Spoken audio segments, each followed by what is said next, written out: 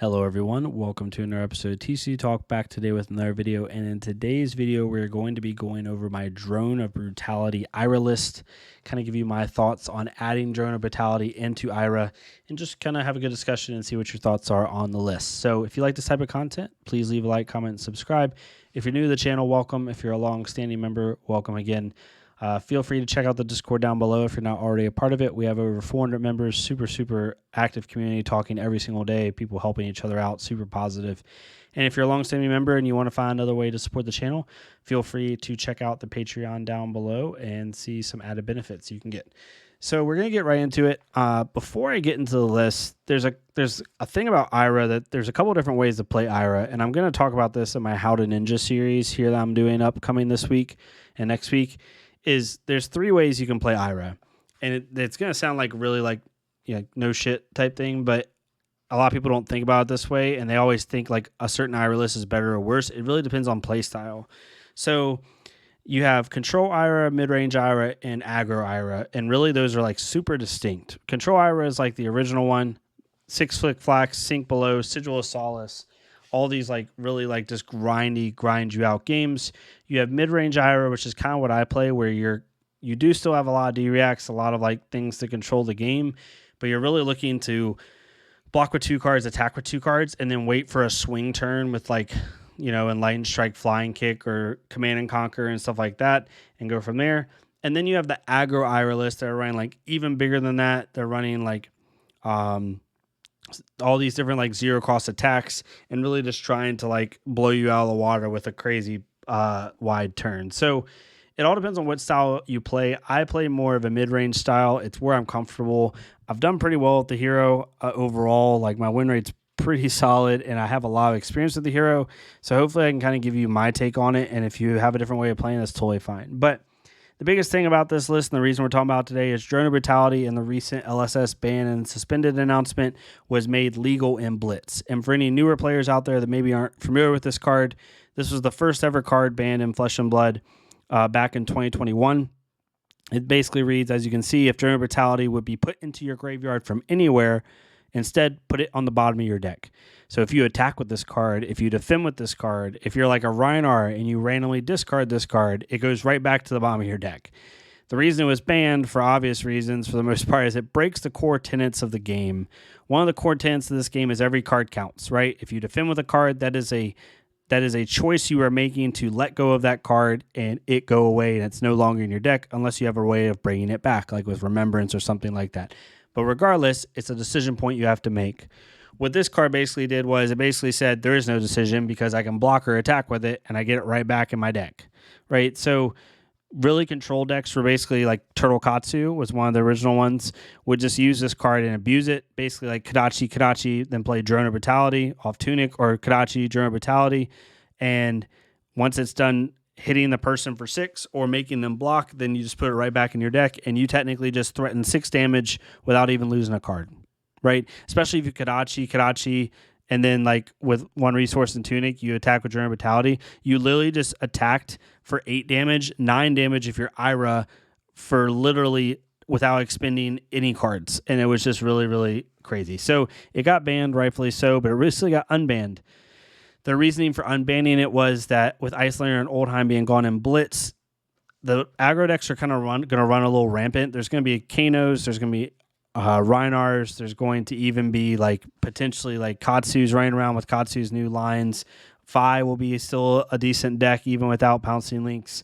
So it's going to be, there's going to need to be something that the control decks can use to help when they want to slow the game down. They can then outvalue the aggro decks. The funny thing about this is this card literally helps the best aggro deck, in my opinion, which is Rhinar, do even more stuff, but that's another discussion. Regardless, here's the deck. Again, it's a mid-range based deck. Talking about the equipment first, I'll go from head to toe. Mask of Momentum is the headpiece. If you want to play IRA at a highly competitive level, you kind of have to have Mask of Momentum. The reason IRA is so potent and so powerful is because her Kadachi attack game plan, or her Kadachi attack game plan, that giving +1, making cards harder to block, but also threatening Mask like literally every single turn. Mask of Momentum is more important to IRA than it is to Katsu, 100%. It's more important to IRA than it is to Benji. This card was was meant for that style of gameplay. And so if you want to play Ira like a super high level, maybe like a skirmish or above, I definitely recommend getting this card. But if you're playing at an armory level, it's fine. Play a good one is Hope Merchant's Hood, honestly, because it allows you to, like, if you have a bad hand, you can cycle. Mask of Many Faces is a decent one, although not as pertinent in Ira. And then you honestly can run like something like Skull Cap or Ironhide Helmet or Iron Rot Helmet, to be honest. But Mask Momentum is kind of what you want. For chest, Tunic is the non-budget option. It's the best one to have. If you don't have a Tunic, it's totally fine. Run Deep Blue or run Blossom of Spring. They both do similar things, and you don't have to break the bank to do it. The arms piece is the most contested. There's 3 options at the arm piece. You can run Breaking Skills. I don't think Shuko is a main board arm piece. I think it's completely sideboard for Ira. But you can run Flick Knives, Breaking Skills, or Goliath Gauntlet. For a mid-range build to a control build, I would run Flick Knives. Flick Knives is better because you're basically telling your opponent you cannot go to 1 health, because if you do, you die. Really, you can't even go to 2 health, because that means if you take damage, I'm just going to use Flick Knives as an attack reaction, and then you still die. So it's a really, really good tool, really, really good to use, and something I highly recommend. You then have Breaking Skills, which Breaking Skills I think is actually better in a lot of the aggro lists that use a lot of ninja attacks, because it threatens like that +1 and threatens your mask triggers a little bit better, and it blocks for 1 without going away. So that's really good for the aggro game plan. And then you have Goliath Gauntlet, which you honestly can make the argument with Drone Brutality coming back that Goliath Gauntlet is the best arm piece, because being able to make Drone Brutality come in for 9 off of Ira's ability is just nutty, because it gets +2 from Goliath and +1 from Ira's ability. Command and Conquer, same thing, coming in for 9 off Tunic is super, super nice. Or 8 off Tunic, 9 not even off Tunic is super nice. And being able to plus up your flying kicks, I definitely could see that being useful. And then Snapdragon Scalers, using this versus Breeze Rider Boots just honestly depends if you have Snatch in your build or not. If you have Snatch and you have Enlightened Strike and stuff like that in your build, or you're running an aggro build, you're going to want to use Snaps. If you're running a hyper control build without Snatch in it, or even with Snatch in it, but it's really, really late game, I suggest using Breeze Rider Boots. Going into the deck, we'll do sideboard real fast. So sideboard equipment, we're basically teching for Kano. Kano is going to be super big in the format. We're running AB3 with Spellfray gloves to be able to block out Spindle or Wildfire on any given turn really, really efficiently. By pitching a blue, we block 4. Super, super nice. And then Shuko is for the Reinars and the Bravos of the world, or even Uziri as well, to be able to help block a little bit more when we need it. Get into the deck. Talking about blues first. Blues are interesting. You can do it a couple different ways. The aggro Iras might even run 2-block blues to help facilitate their aggro game plan. Things like 100 Winds, Be Like Water could even be an option now. You have a bunch of different blues that you can basically use to help your aggro game plan. Those are like the biggest one, 100 Winds and Be Like Water. You could use Hurl even potentially. But really, most of the blues are blue block 3s. It's kind of like Ira's bread and butter. Now you have to decide, do I run a lot of combo blue block 3s to help facilitate my flick flack efficiency, or do I run like more toolbox blues like Stab Wound and Knives Out and Conceal Blade? I'm choosing the more toolbox route. I like Conceal Blade. There's 16 targets in this deck for Conceal Blade. It works really well. It's basically a blue block 3 Lunging Press and Ninja is the way you got to look at it. And it can go get a Kodachi back if you've used Flick Knives and you have Kodachi, or you have a Kodachi in the sideboard. It's really good for that, or a Piercing Needle or anything like that. It's really good for that. The other toolbox blue is Knives Out. I like this in Ira because I like being able to actually arsenal this if I can, and then use it in the reaction step off like a 2 or 3 card hand. And basically, instead of your Kodachis coming in for 1 and 2, they come in for 2 and 3. So you're basically pitching a blue to deal 5 damage, which is super nice with your Kodachis. And then my other toolbox blue is Stab Wound. It reads, when this hits a hero, they lose X life, where X is the number of times a dagger has hit this combat chain. I like doing Kodachi for 1 and then Stab Wound for 3 off a 2-card hand if I absolutely have to, especially late game, because you're basically saying, like, if you don't block this, it's going to deal 4. Or if they Kadachi and they're really not respecting your Kadachis, then all of a sudden this is coming in for 2, and you're saying if you don't block this, it's going to still hit for 4, right? So it's really good for that. It just basically forces blocks from your opponent, which I think is really useful in this format. And then for our combos, we have Flusterfist, just a good blue block 3 that comes in for 2, 3 off Ira if you absolutely have to, and then Winds of Eternity just for a little bit of synergy with 100 Winds when we draw into it. For the attacks, we'll get into the 2 powers first. Command and Conquer, just so good. If you don't have Command and Conquer, it's fine. Run the Pounding Gale. I think Pounding Gale is your next best option, or run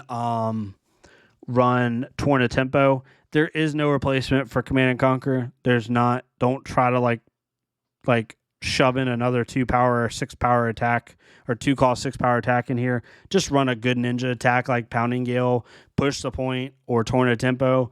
But if you do have them, Command and Conquer is really nice off Tunic, being able to come in with Kadachi, Command and Conquer, or even if you don't have Tunic, just Kadachi, Command and Conquer for 7, super nice. German Brutality, obviously the biggest one we're coming in with. This is super good off a 2-card hand. Being able to, if you don't have Tunic up, being able to do Kadachi, German Brutality for 7, cycle it back into your deck, it's just insane value. If you do have Tunic up, Kadachi, Drone for 6, cycle it back into your deck, really good. And then finally, Flying Kick, really consistent, stable for Ira. And Lightning Strike, I like with Snapdragon Scalers. Being able to do Kadachi and Lightning Strike for 6, draw a card, snap it, and then go on another, like 1 or 2 more attacks. Super efficient. Flick Flack's kind of a consistency in this deck.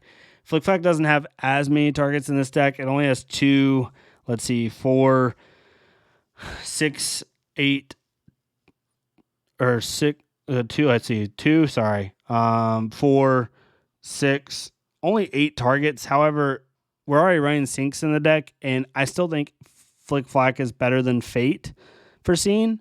It's your next best D-React. So even though it doesn't have as many targets in this deck, I get it. It's still really good. It's still a block 4 D-React, and in a pinch, it has some synergy, right? Flusterfist, I like. It's a 4 power block 3 that comes in for 5 off Ira potentially. You also can razor it. There's just all types of stuff you can do with it. I enjoy the card from a mid-range game plan. It works perfectly. Give and Take is literally the best mid-range card you can have. It comes in for 4 off Ira's ability, and it basically allows you to cycle any action card back into your deck that you've already played this game. Head Leads the Tail I like a lot. It basically gives me a second Ira ability every turn. Being able to Kadachi, then play Head Leads the Tail for 4. You name, I don't know, Flusterfist, and then you come in with Flusterfist for 5. You've essentially just got +2 value over that turn just because you're running Head Leads the Tail, which is super, super nice. And then 100 Winds, just a good 0 for 3 that has combo, has some synergy with Flick Flack, and has synergy with Winds of Eternity. Razor Reflex, obviously, to close out games. Sigil of Solace and Sink or No Stranger. Snatch is pretty common in Ira. I like Soulbeat Strike a lot. A lot of people are like, what if they block it? Well, if I Kadachi Soulbeat Strike for 4 because they're not threatening my or respecting my Kadachis, and now I'm threatening Mask, or heck, I just even Kadachi Soulbeat Strike for 5, say, hey, give me 5, or I'm going to attack one more time. I don't mind that. I think it's good value. Forcing your opponent to interact with you in Blitz is probably one of the best things you can do.